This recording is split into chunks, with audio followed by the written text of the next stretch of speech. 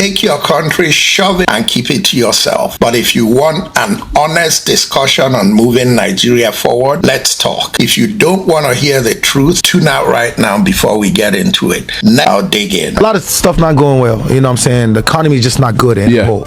And imagine a country that produces oil, and we paying more money for oil than a country that's importing the oil. We do not have the best leaders. That's a fact. We do not have the best leaders, and that's a fact. Did Davido say anything wrong? Do we have the best leaders? Except for the bigots in Nigeria and the cabal that keeps fooling everybody. Does any Nigerian, regardless of your tribe, honestly think we have the best leaders and that we put the best Nigerians forward to do the work?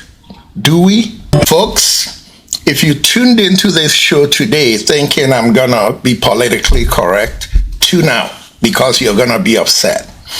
If you tuned into this show today ready to listen to hard facts, and if you find anything I'm saying that's wrong, put it on the comment section. Let's debate it. Nigeria is past political correctness. It's time to lay the facts on the table for Nigerians. If you like the facts, address the facts. Let's solve our problems together. If you want to continue lying to yourselves the way you've been lying to yourselves since 1967 or 1970, whichever point you choose to take, that's your freaking problem.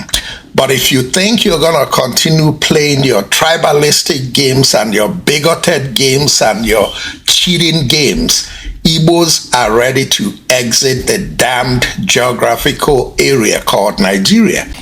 Hello, everybody. Once again, this is Fred Wanko coming to you from our studios in Chicago with another edition of Bold Talk on LNTV. And as usual, I like to say good morning, good afternoon, and good evening to you, depending on where you are around the world. Once again, today our topic is Igbos and Nigeria. Why do I keep doing this? It took 50 plus years for Nigeria to wage a campaign to destroy the reputation of Igbos in Nigeria, contrary to who Igbos really are. We must come back to the bare fact that made me record this.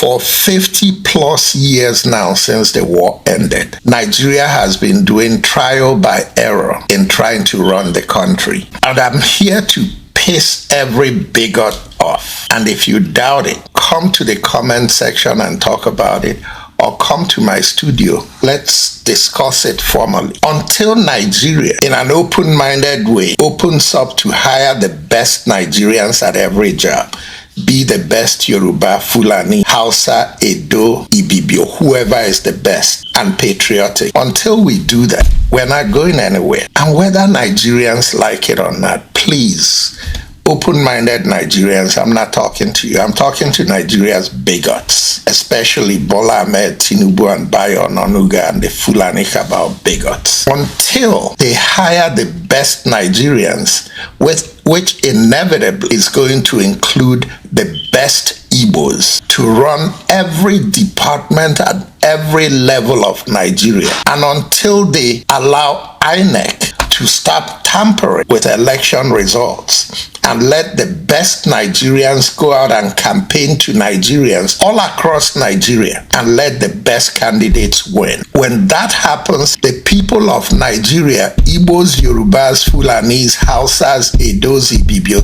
are going to elect an Igbo person who is qualified, or a Yoruba person who is qualified, or the Igbo and Yoruba will be beaten out by a qualified Fulani who is open-minded, fair-minded, equity-minded, and qualified to be president of Nigeria. And the finance department in Nigeria will be headed by the best Nigerian. The defense department, the police department, the customs department, the local governments, every segment of Nigeria will be headed by the best Nigerians, the way that it used to be. When that happens, then Nigerians can start rebuilding the architecture of ethics and morality across the board, and you're going to see Nigeria start to grow. So why did I make the title of this episode, Without Igbos, Nigeria Cannot Survive? I did that to catch your attention, but in coming in, you see that it's not about Igbos, it's about fairness.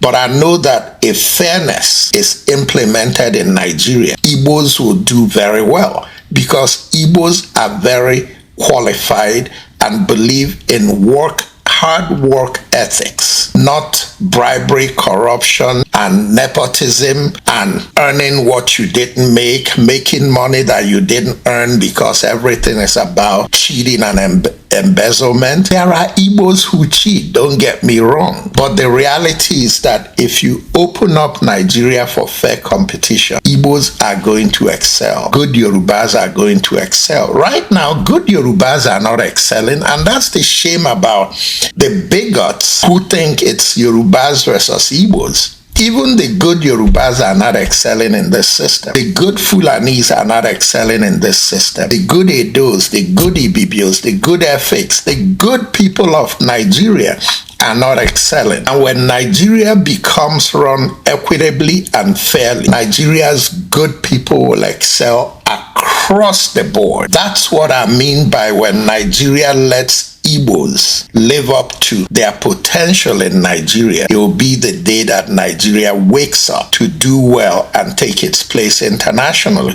Because the day you let Igbos get a fair share of jobs they deserve, you're also going to see fairness in hiring, from gate man to permanent sex to ministers, because Igbos, if there is any criticism of them by their fellow Igbos, it's the fact that when they get there, they want to be fair. But when others get there, they want to put their own people. Folks, Igbos want to be every part of Nigeria if Nigeria wants Igbos to be part of Nigeria. But if Nigeria doesn't want Igbos to be part of Nigeria, it's time for Igbos to leave Nigeria. And as long as Nigeria is not fair to Igbos, the Simon Ekbas across the world are gonna keep multiplying. Because how long can you keep a people down until you get to a generation of those people who say enough is enough? Like Yorubas will say, Bole yako ya, bole dogun ko dogun. Like Igbos will say, Nke emechi ya metata. Ladies and gentlemen, once again, this is Fred Nwankwo coming to you from our studios in Chicago with another edition of Bold Talk on Island TV. And before I dial out, I'd like you to click on like, click on subscribe, share the video, and make your comments. This is Fred Nwankwo coming to you from our studios in Chicago with another edition of Bold Talk on Island TV. And until next time, good night and God bless. We've undertaken to make a difference. Our foundation is passionate about empowering communities and fostering growth. We are grateful for the opportunity. We invite you to follow us on our social media, Facebook and Instagram at Munacha Charity Support Foundation. You can also reach out to us via these platforms or through email if you have any questions. In the same vein, we'd like to extend our gratitude to all our supporters and partners.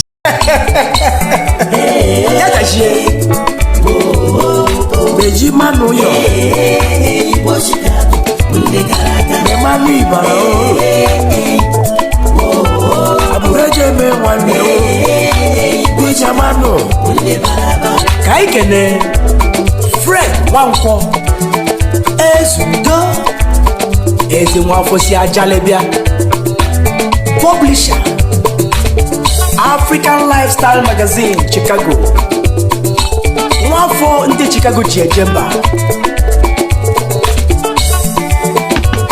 Onye Chukwu goziri Amano kpara nwe ihe ọ ga-eme Yola